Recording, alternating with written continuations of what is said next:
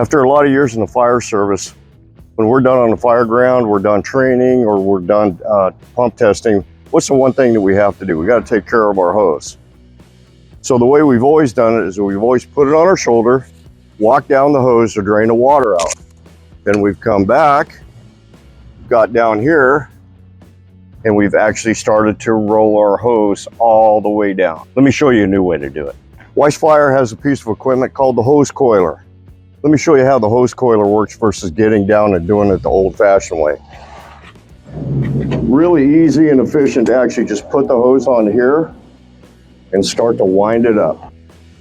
The nice part about the hose coiler, much more ergonomic on your back and your knees and your hips. Not only that, but now you have gravity that's actually draining the water out of the hose as you're winding it up. So in doing this, I'm gonna bet that I could do 2 or 3 hoses in the time it takes you to do 1 hose. This is the hose coiler from Weis.